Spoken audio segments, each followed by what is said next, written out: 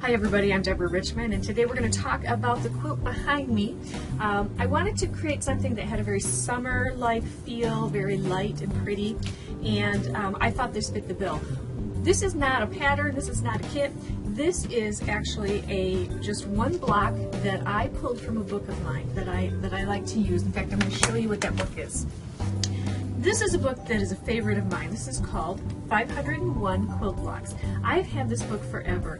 I buy a lot of quilt books because I do love quilt books, but when I'm using them, I usually use the newer ones. This is one that I have come back to time and time again over the years, so definitely something good to pick up. Inside this book, there are lots and lots of just quilt blocks. Individual blocks, that's all it is, but there's house blocks, there's applique blocks, there's star blocks. So this is the section that I was looking at. There's some patchwork blocks that look kind of complex, but they really are not. They just have a few more pieces in them than, say, a 9-patch would. And I wanted to find one that was going to look good when you repeated it over and over right next to each other.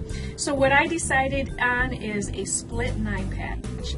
I wanted to have one block that is you can repeat over and over again, you put next to each other, and then it becomes a more complex pattern. Again, that's one of my favorite things. It's something that's simple that looks more complex. I also wanted something that was scrap.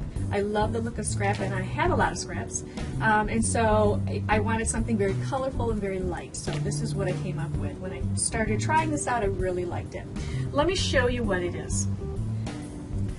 The block itself is right here. This is the split 9-patch. So half square triangles and squares makes up everything in the quilt behind me. Now let me show you how easy this is to construct. First of all, you make a lot of half square triangles in this quilt. It's something that it's good to know how to do them accurately, and it took me years to get to a technique that I really like and that's accurate. And I'm going to show you what it is.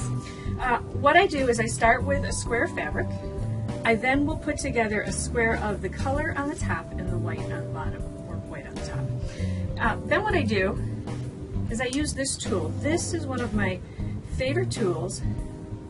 This is called the Quilter's Magic Wand. And what it is it's a ruler that is it's a half an inch thick, wide, and it has a line right down the middle so that when there's a quarter of an inch of a ruler on this side of the line, and there's a quarter of an inch of a ruler on this side of the line. So when I put this down onto my square from corner to corner, I'm going to line up the line that is right in the middle. What I'm doing is I'm drawing on the lines to sew that's going to make a 1/4 inch seam for the half square triangles. So I would then use any pen or pencil and draw a line here, and then draw a line here on this side. And it's fine to draw on the fabric. This is going to be the wrong side of the fabric. What you then have is a square that has lines running here. Now you're going to sew right on the line that you drew, and then you're going to cut right down the middle.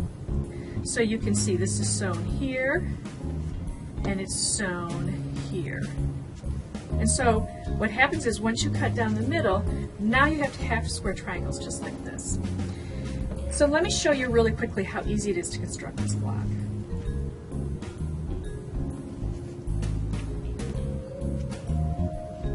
So now that I have placed the blocks where they need to go, you can now see that it forms the block that we need to create for the quilt.